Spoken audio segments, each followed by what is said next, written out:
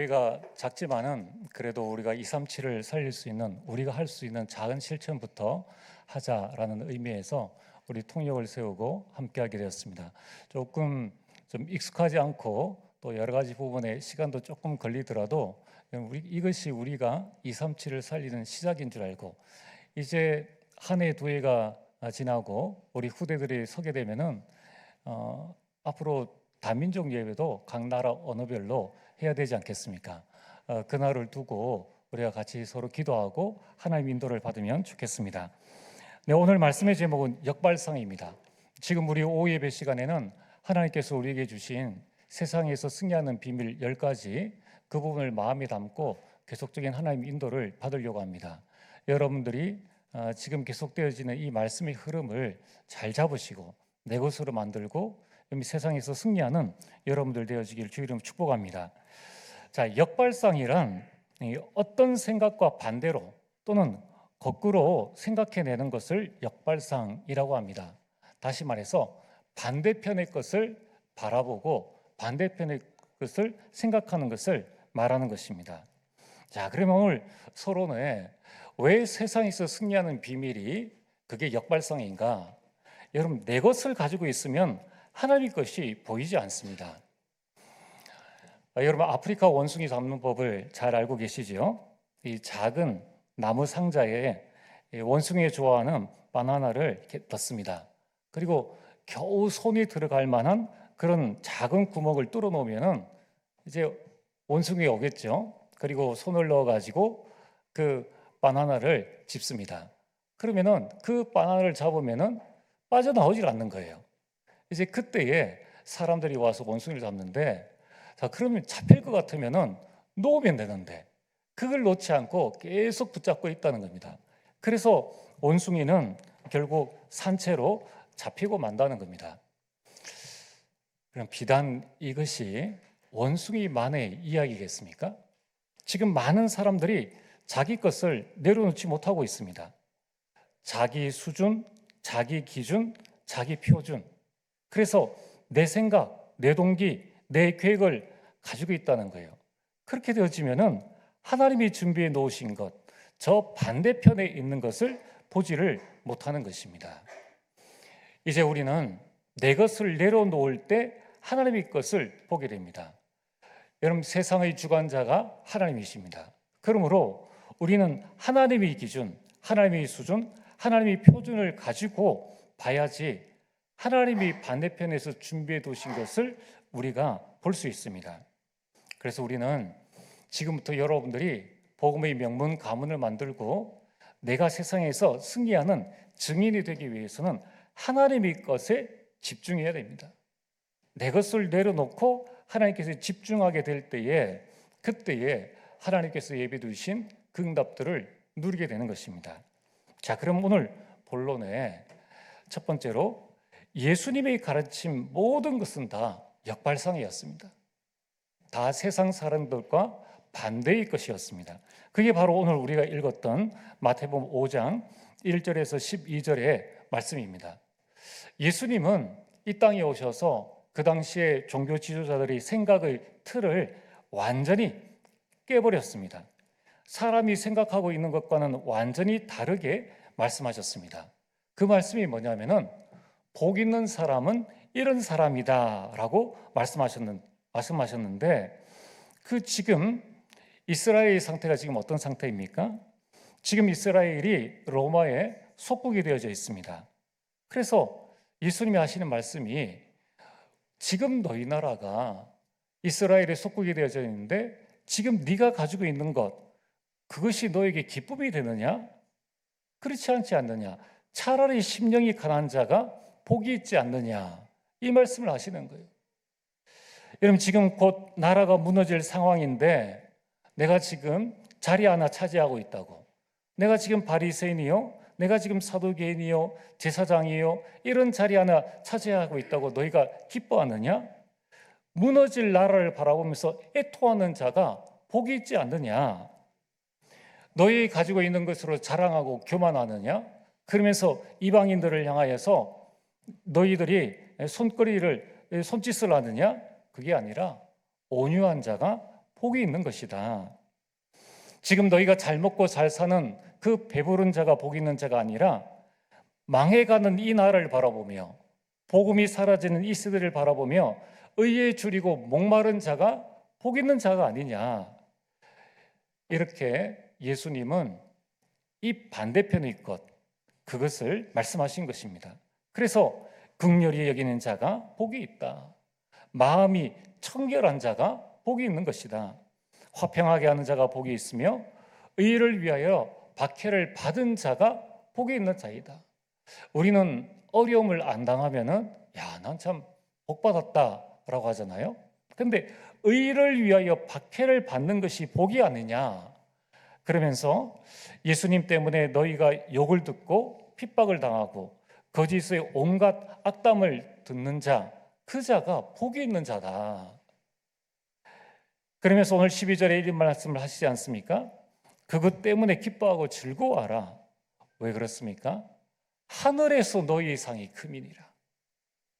여러분, 땅의 상이 오래 갑니까? 하늘 상이 오래 갑니까? 당연히 하늘 상은 영원의 상이에요. 이 땅에 산자리 차지하고 이 땅에서 배부름은 며칠 가지 못합니다. 몇 년 가지 못한다는 거예요. 이것을 지금 예수님께서 제자들에게 그리고 사람들에게 말씀하신 것입니다. 오늘 두 번째로, 그렇다면 하나님의 진짜 응답은 어디에 있는가? 하나님의 진짜 응답은 반대편에 있다는 것입니다. 많은 사람들이 가는 길 속에서 성공을 찾으려고 합니다. 그러나 하나님의 진짜 응답은 세상이 추구하는 것이 아닌 그 반대편에 있다는 것입니다.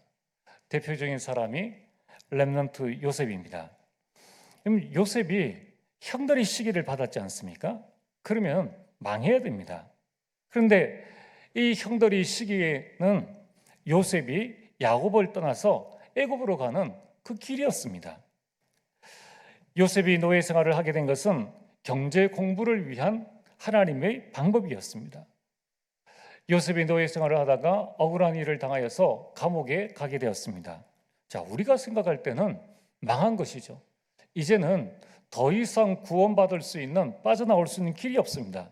왜냐하면 대이집트의 군대 장관의 아내의 그 모함을 받았기 때문에 이제 살아날 길이 없습니다. 그러나 하나님은 요셉을 감옥에 보냄으로 말미암아 애굽의 정치 공부를 하게 한 것입니다. 요셉이 총리가 되어졌습니다. 이때 요셉은 하나님의 것을 바라봤습니다. 그래서 요셉이 총리가 된 것은 원수를 갚기 위한 것이 아니라 선교하기 위함이었다는 것입니다. 여러분, 우리 내일부터 또 우리 현장으로 돌아갑니다. 여러분들이 하나님의 자녀로서 내가 직장 생활할 때에 가보면은 또 이 말씀을 놓치기가 쉽습니다. 열심히 해야 되고 최선을 다해야 되고 남보다 앞서가야 되고, 그러다 보면은 우리가 이 복음을 놓치고 세상 방법대로 살아가게 된다는 것입니다. 하나님께서 여러분들을 그 직장에 보내신 이유가 무엇입니까? 그것은 바로 직장을 복음화하기 위한 것입니다. 우리 렘넌트들이 학교에 가는 것은 성적이 아니라 그 배움을 통해서 달란트를 찾고 생명을 살리기 위한 것이라는 거예요. 그래서 우리는 하나님의 반대편에 있는 것, 그 역발상을 붙잡아야 합니다. 자, 그럼 오늘 본론 세 번째로, 이 역발상의 힘이 어디에서 나오느냐 하는 게 중요하죠. 이미 엘리베이터 전문 회사 오티스라는 회사가 있습니다. 이 1853년에 오티스라는 사람이 이 완전한 이 브레이크를 장착해 가지고 엘리베이터를 최초로 만들어서 출시를 했습니다. 그전에는 사람들이 이제 걸어서 올라갔죠. 근데 이제 브레이크를 장착한 이 엘리베이터를 만들고 나니까 엘리베이터가 내려올 때까지 기다려야 돼요. 또 사람 탈 때까지 기다렸다가 문이 서서히 닫히고 서서히 올라가니까 처음에는 사람들이 반응이 냉랭했습니다. 왜냐하면은 아니, 차라리 계단으로 걸어가는 것이 더 빠르겠다라는 이런 생각을 가지고 엘리베이터를 만들어도 타지 않았습니다. 그러다가 난관에 부딪힌 이 오티스를 구한 것은 다른 사람이 아니라 이 엘리베이터를 관리하는 여성 관리인이었습니다. 그가 가만히 살펴보니까 지금 엘리베이터에 타고 있는 사람들이 불만을 가진 것이 속도에도 있지만은 그것보다 다르게 엘리베이터 안에서 할 일이 없어서 기다리는 것을 못 견뎌한다는 것을 알게 되었습니다. 그래서 무엇을 했게요? 엘리베이터 안에 거울을 만든 거예요. 거울을 부착한 것입니다. 그래서 사람들이 이 엘리베이터가 올라가는 그 시간 동안에 거울 속에 비친 자신의 모습을 보고 이렇게 좀 가꾸고 꾸미고 하는 동안에 자기도 모르게 그 층수에 올라가게 된 것입니다. 그럼 이것이 바로 역발상의 힘입니다. 왜냐하면 결국은 그 여자 관리인의 그 새로운 반대편의 것을 통하여서 그 회사가 살아나게 된 것입니다. 역발상이란 무엇입니까? 남이 보지 못하는 것을 보는 것이고 남이 생각하지 못한 것을 생각하고 깨닫는 것입니다. 그 힘이 어디에서 나옵니까? 그게 바로 보좌에서 나온다는 것입니다. 그게 바로 성삼위 하나님께로부터 나온다는 겁니다. 그래서 요한복음 14장 26절에 성령께서는 모든 것을 가르치시고 모든 것을 생각나게 하십니다. 그게 성령 하나님의 역사입니다. 또한 빌립보서 4장 6절과 7절에 아무것도 염려하지 말고 다만 모든 일에 기도와 간구로 너희 구할 것을 감사함으로 하나님께 아뢰라. 그래야면 모든 지각에 떠난 하나님의 평강이 너희 마음과 생각을 지키시리라. 여러분들 모든 것을 가르치시고 생각나게 하시는 분이 성령이요, 모든 일에 기도할 때에 그 그리스도의 이름으로 응답하시는 분이 바로 성자 그리스도이십니다. 또한 이사야 43장 19절에 내가 사막의 이 광야의 길을 사막에 강을 내리라 라고 말씀하셨습니다.